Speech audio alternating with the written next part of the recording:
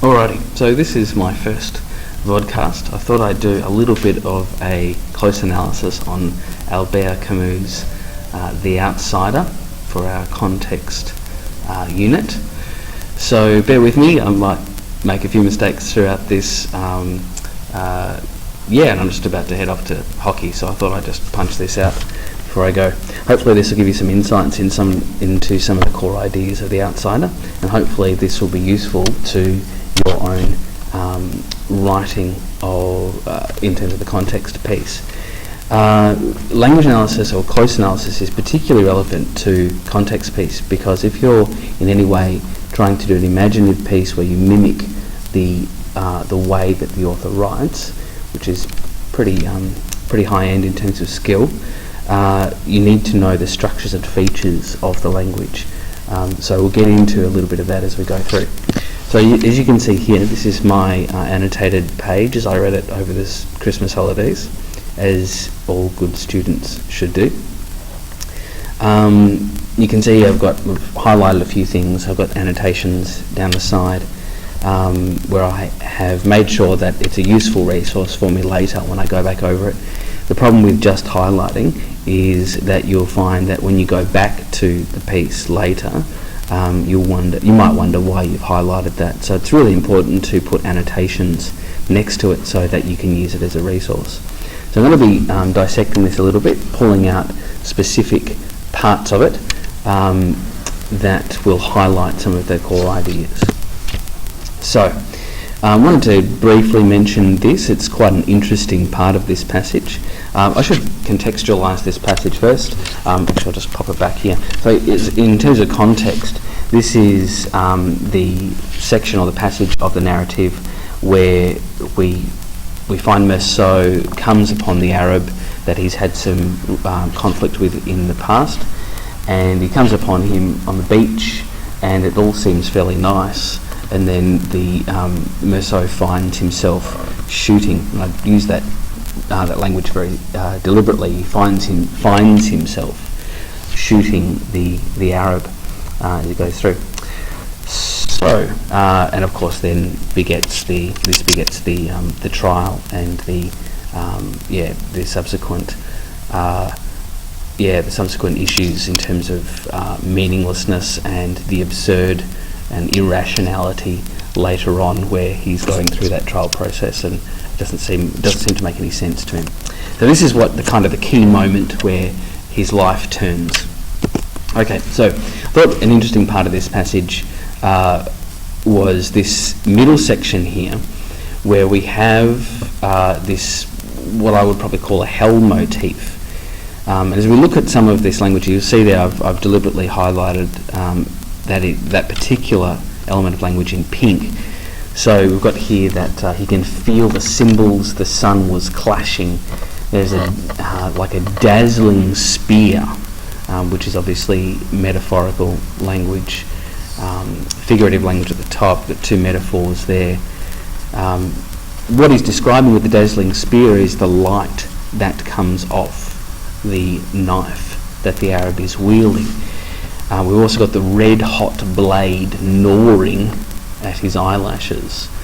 We've got this moment where everything shakes. Not literally, we imagine, but that's how he perceives this moment metaphorically. There's a great breath of fire where the whole sea sweeps ashore. There's incredibly powerful and overwhelming language. Then we've got the sky seem to be splitting from end to end and raining down sheets of flame. Now, if you're familiar with any biblical literature, this will remind you of Revelation, where all these crazy things seem to be happening in very dramatic ways. Obviously, they're not literal. These things are definitely not literally happening to Meursault, but this is the significance of this moment for him. He feels as though these rapturous or cataclysmic features intensify this moment for him and highlight it as being significant. It's kind of ironic that that this moment might be significant, considering some of the other ideas that we're going to be exploring in this passage, and you'll see that in a second.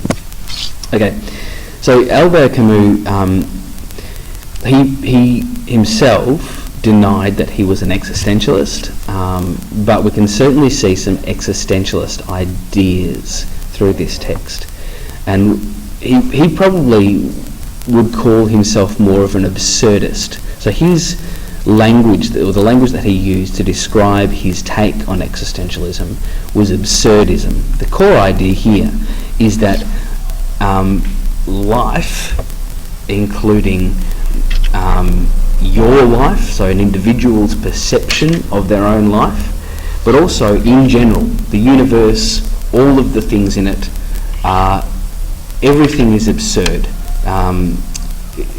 It's all irrational. It seems to follow certain rational procedures, but when it boils down to it in terms of the meaning of it all, we seem to act in irrational ways. There are certain questions that just cannot be answered. One of the greatest questions in that regard that he considered was the philosophical question: why is there anything? Why is there not just nothing? Why are there, you could talk about specific things like why are there people, why is there a universe, why is there a galaxy, how come the body works so beautifully together, how can we seem to see these life forms vary in species and all over the world, and these geographical concepts and mathematical concepts, all these kinds of things. But really, when it comes down to it, there could have simply just been nothing. I mean, there could have been a box. There could have been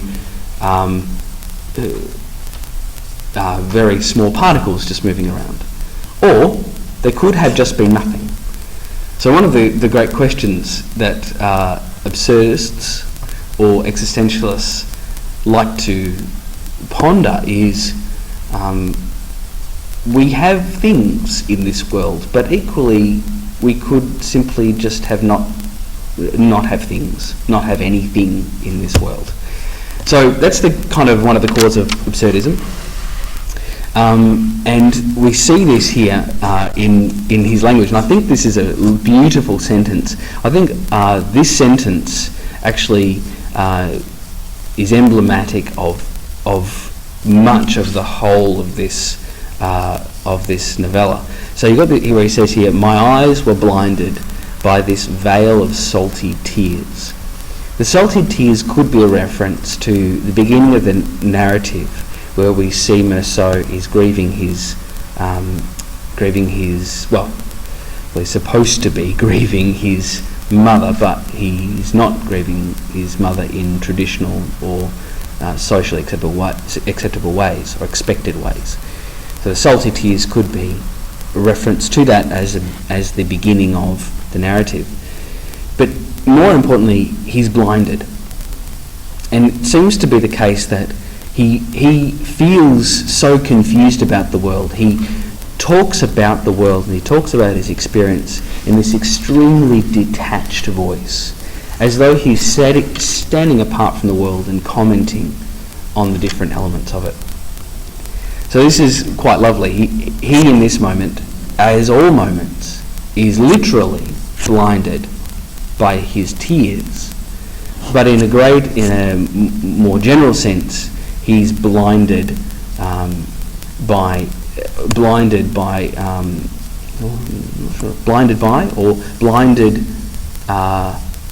about, or cannot see the meaning or rationality or the meaning or rationality of the world. Okay, moving on. We also see here the absurd and this seemingly irrational behaviour. So this is quite fascinating. We see here that he realises, reading from here, he realised that he destroyed the balance of the day and the perfect silence of this beach where he had been happy.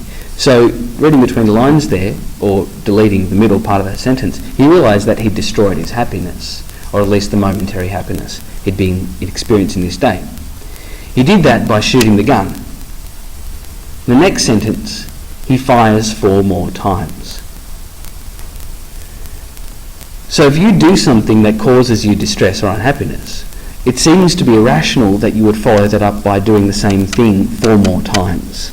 So his behaviour here seems to be irrational. If we marry this with a detached voice, we find that it's almost like, and we'll get to this a little bit more later, it seems to be he doesn't have control over his own behaviour, and he's destroyed his happiness, but he continues to destroy it even further by shooting the body 4 more times. Shooting the body 4 more times has ramifications for his trial later too. Okay, this is quite lovely. In the first half of this passage, we have this language which gives an illusion of determinism. It could be determinism, it could be an illusion of determinism. Albert Camus would not want to answer this question because he would want to say that the whole lot's absurd anyway, and that's the kind of message we should take away. But there's an illusion of determinism because the language is passive. Notice this, it's obviously a first-person perspective narrative, or the voice. He's talking about himself, but he says, here he's talking about the Arab. He says, without sitting up. So notice that the Arab himself is in a passive state as he draws his knife. That's a minor point. We'll move on to the more important points here. Here it says that this light leapt up off the steel, and it was like a long flashing sword lunging at my forehead. So he is the recipient of these things in the world which are coming towards him. Next one. At the same time, all the sweat had gathered in my eyebrows suddenly ran down over my eyelids. So again, he's the recipient of the circumstances in this environment. He produced the sweat, he could have wiped away the sweat, he didn't do it. He simply receives what is happening to him. Further on here, all I could feel were the cymbals the sun was clashing against my forehead. Recipient again. The sun is the perpetrator in this sentence, the sun is the active member in this, or active agent in this sentence.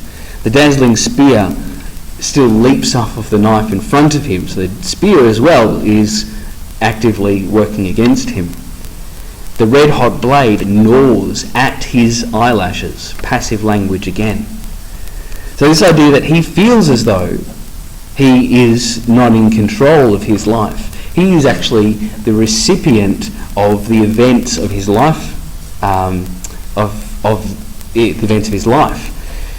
And he feels like he has no control. Now this is an allusion to the philosophy of determinism, which I don't have time to go through just yet. But the core idea there is that we actually have no free will, and we are simply the recipient, or we're living out the ramifications of our genetics and of the experiences in our lives, neither of which we have had any control over. We could get into that, but we don't have time.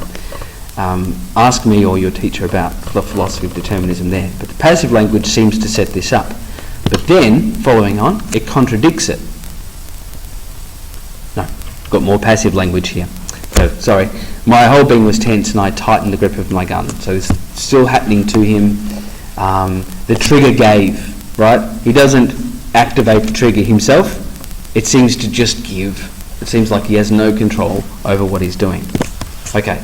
So then the latter half of the passage here actually highlights his free will.